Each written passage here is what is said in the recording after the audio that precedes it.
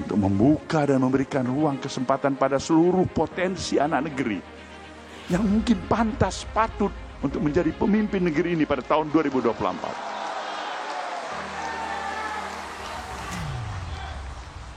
Maka untuk itu kita pikir tidak ada salahnya kita akan lakukan. Setelah ini akan mengumumkan satu nama sekitar Agustus sampai September atau mungkin Oktober. Kalau saya prediksi nama-nama itu memang nama-nama yang sudah sering terjalin komunikasi antara Nasdem dengan si tokoh. Saya ingin terus berproses ya, karena tugas saya yang pertama adalah meyakinkan Partai Demokrat ini siap secara organisasi. Waktunya makin mendekat, saya harus meyakinkan struktur partai di 34 provinsi, 514 kabupaten kota akan bekerja dengan efektif untuk memenangkan pemilu 2024. Kalau saya pribadi tentunya menyambut baik setiap ada aspirasi dan harapan dari masyarakat, terutama generasi muda. Nah, ini calon presiden mematok dua hal seperti yang digariskan oleh Pak Surya, kombinasi antara profesionalitas dan moralitas, yaitu integritas itu menjadi harga mutlak karena ini calon presiden.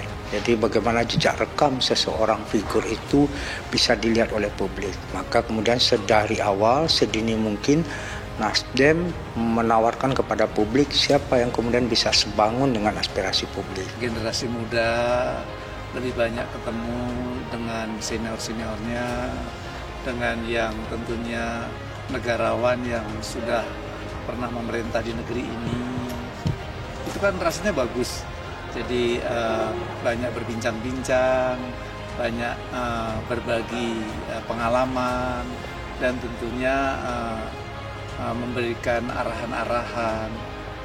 Karena kita melihat Mas Agus ini kalau dari kalangan bawah, kalangan muda, ini memang mencoba untuk membangun dialog dengan berbagai kalangan, dengan tokoh-tokoh nasional, berusaha untuk menemukan dan menyepakati semacam common ground gitu.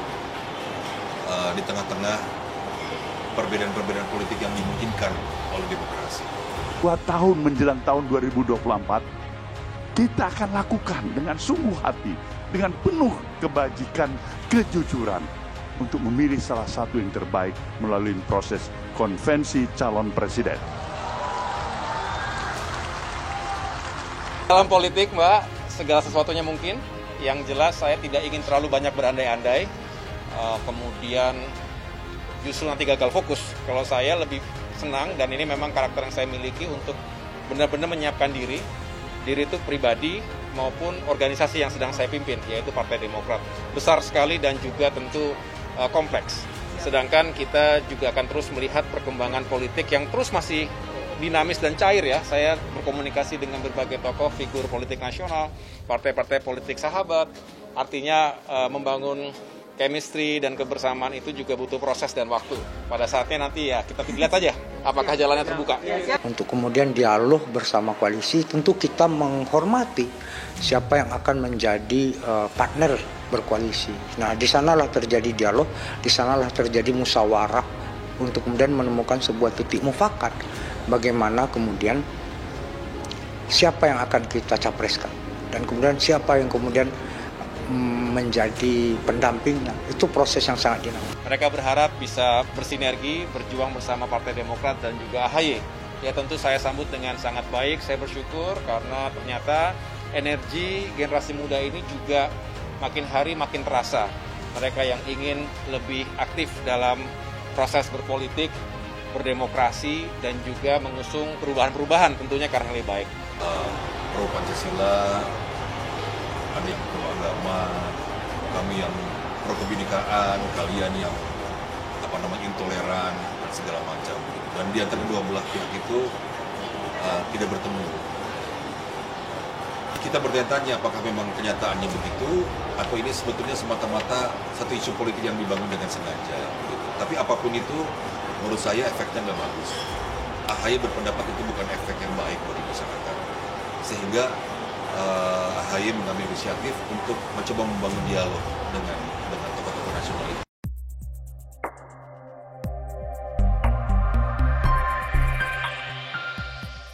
Baru-baru ini terdengar koalisi 3 partai, P3, PAN, dan Golkar, kemanakah akan berlabuh Demokrat dan Nasdem?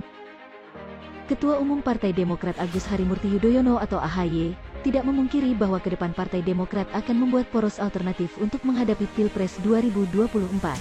Salah satu partai yang kemungkinan bisa diajak koalisi, yakni Nasdem. Menanggapi hal itu, pengamat politik sekaligus Direktur Eksekutif Indonesia Political Opinion, IPO, Deddy Kurniasyah, menilai Demokrat dengan Nasdem punya peluang untuk berkoalisi terutama untuk Pilpres 2024. Dua partai tersebut dianggap punya pengaruh terhadap konstelasi koalisi di Pilpres 2024 mendatang. Demokrat Nasdem ini potensial menjadi penengah konstelasi koalisi 2024, kata Deddy saat dihubungi. Selain itu, Deddy juga mengatakan, jika Demokrat berkoalisi dengan Nasdem, maka partai-partai kelas menengah di parlemen bisa juga bergabung, mereka disebut akan tertarik untuk berkoalisi. Adapun jika bicara soal sosok yang akan diusung sebagai capres-cawapres dalam koalisi tersebut, Deddy menilai figur Ketua Umum Demokrat AHY bisa menjadi cawapres. Sementara Nasdem kemungkinan akan menyodorkan nama Gubernur DKI Jakarta Anies Baswedan sebagai capresnya, sosok yang sudah ada dan potensial jelas AHY dengan posisi terbaiknya di cawapres, sementara Nasdem bisa saja menggadang Anies sebagai kandidat potensial, ujarnya. Menurutnya, duet Anies AHY akan menjadi lawan tangguh bagi rival-rivalnya di Pilpres 2024 mendatang, bahkan dianggap mempunyai peluang untuk menang. Jika benar Demokrat berhasil bangun koalisi dengan Nasdem, dan Anies AHY muncul sebagai kandidat disepakati, ini akan jadi lawan tangguh bagi rivalnya, yakni PDIP dan Gerindra.